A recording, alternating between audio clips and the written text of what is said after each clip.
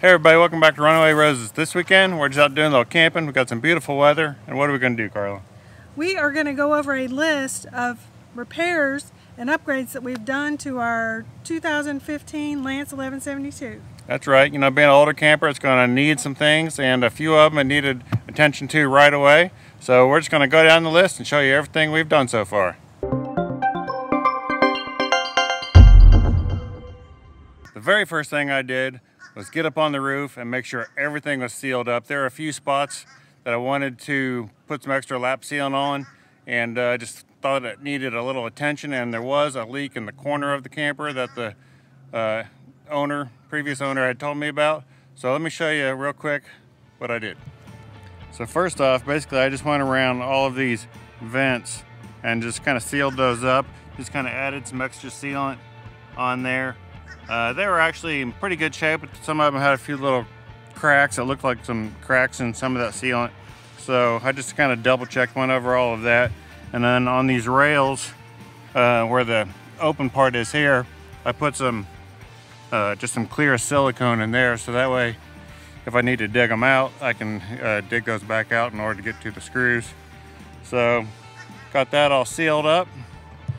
Over here in the corner around this solar wiring where it goes down into the camper, that's where I did have a small leak on the inside of the camper. So I've resealed all that and everything's good to go there. No more leaks, and I did the repair on the inside and everything's good on the roof. All right, inside the LP container area, the next thing I did was seal this whole lip because it wasn't sealed up real well. I think the old sealant was just kind of going bad, so I cleaned it out, sealed that up, so if any water gets in here through the vent, then it'll just drip into there and it's not going to get into the camper. Next up, I cleaned all of the Schwintek slides all the way around. Basically just cleaned all these grooves out, got behind the rubber boots all the way around and cleaned it inside there to get to where the bearings are in there, where the wheels and the guides are. And I used some PB Blaster dry lube. Yep, that's right, PB Blaster dry lube, and it worked really well. And now they work nice and smooth and very quiet, and works great. All right, next up, when we got this camper, it didn't have steps here because the previous owner had removed these steps. Not sure why. He was using some plastic steps, which he gave us when we bought the camper. Those didn't really work well for us. So what we did was, Todd found these on Facebook Marketplace, and he had to modify this so it would fit on here. But now they work great. Like Carla said, we got them on Facebook Marketplace for 50 bucks, so that was an awesome deal. And these are 20-inch steps, and the original steps, the mounting holes, I believe, are like 19 inches, and the smallest step I could find nowadays is a 20-inch step, so that's what this is. So it would not bolt right up, so what I had to do is get some angle iron underneath and basically spread it out a ½ inch on both sides, and was able to bolt it in, and works great. Over here in the water area, the first thing I did was there was a lock right here on this top one, and that kind of annoys me every time I need to get in and out of this water area. So I went ahead and I just put a regular latch on there, so now I got two latches. Now inside the water area, what I did was I removed the outdoor shower. We don't really use it much, so I didn't really care. Plus it also gives more access to more space back here where I could store stuff if I wanted to. But the reason I took it out was because it had the flexible lines that came to the fittings behind this panel here, and they were leaking. So the only way to really repair that was to kind of take it out. I could have put more new flexible line on there, but that flexible line stuff is really just junk, and it will eventually leak if it's not done properly. So what I did was I cut this little panel out so I could have access to where it went, because you couldn't really get to it very easy without having to remove a bunch of stuff. So I cut this out and I could get to it, remove the flexible lines. I put in some PEX, I capped off the PEX and sealed it up properly.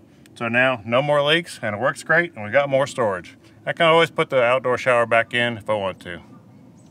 You guys may have seen these speakers in a previous video where we replaced them and talked about it being a modification, but really these were a repair because our old speakers the inside of them had worn out, and water was able to get inside the camper. So Todd put some duct tape on them. E-Trailer offered to send us these speakers, so now we have new speakers and they sound awesome, and we don't get water in our camper. Next up was I checked the oil level and the quality of the oil and make sure it wasn't too burnt in the oil and the air filter. So this just comes out real easy. You got the air filters right here. You just push these two little tabs and it'll pop off and come right out. And then the oil dipstick is right here. So basically you just unscrew the dipstick, and then when you check it, you don't put the dipstick in and tighten it all the way up. You just stick it in and then pull it back out to check it. You don't thread it all the way in and then unscrew it, pull it out to check the oil level. So just want to make sure the oil is clean and good and full, and make sure the air filter is good as well. Inside the camper, we haven't needed to do much, but we did put in a brand new Dometic 310 ceramic bowl toilet, as well as I went ahead and put in a water shutoff. I had to replumb it in order for the water line to actually work with the new toilet because it didn't match the old toilet. So I decided to go ahead and put in a water shutoff valve, because why not? It's always good to have a water shutoff valve, especially to a toilet. In case the toilet was leaking, you could still use the rest of the camper. So because if you're going to put in a new toilet, you might as well have a shutoff valve, so that way if there's a problem with that, you can always shut the water off and still use it throughout the rest of the camper. I did also replace the converter that goes inside this breaker panel. So it goes into this section right here. We did a video on that a while back. It was very easy to put in. I think it was like 3 wires. Easy to swap out. It was making some noise and it was getting really annoying. It was working fine, but it had a bad buzzing, whining kind of sound. So crickets. Sounded like crickets, yeah. So we went ahead and just changed it out, and it's just super quiet. Doesn't make any noise at all now, so it's just nice and peaceful in here, and I don't have to listen to crickets anymore. At least it sounds like crickets in the camper, but so that's nice. That was a nice upgrade.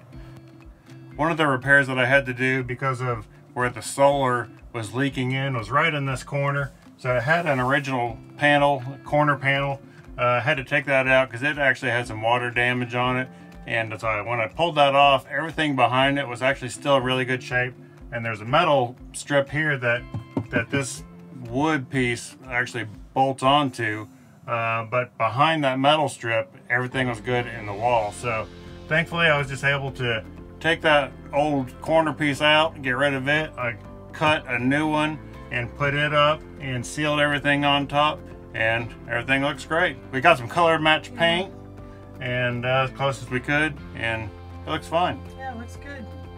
Now that we've gone down the list of needed repairs that we wanted to get to right away, there's really nothing on the inside of the camper, nothing else that we needed to do. The camper's been great. We've been enjoying it pretty much the way it is.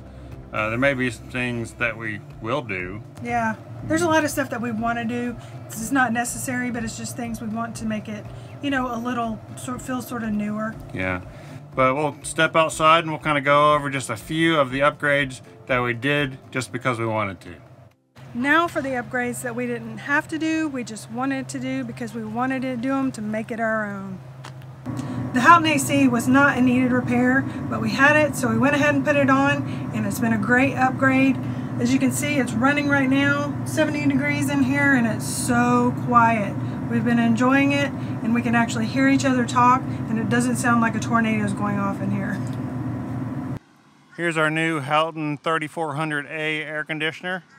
It's currently running, and it's not very loud at all. It's awesome. That was definitely a big upgrade for this camper. Having the heat pump and the air conditioning, 13,500 BTU. Since we already had it, we figured, well, let's go ahead and put it on this camper. The last upgrade that we did to the camper, we didn't have to do, but we wanted to because we're height restricted in our garage, is we replaced the TV antenna. So between getting a low profile TV antenna and the lower profile air conditioner, we're saving about 4.5 to 5 inches of overall height to the camper. Here's the new TV antenna that we put on, low profile, so it's below the height of the AC. So that was a big upgrade and a big win, changing that TV antenna out. And it wasn't very difficult, and it's definitely worth doing. So that was definitely a wanted upgrade. Carl and I are not crazy about the decals that are on this camper, but it is what it is, at least for now.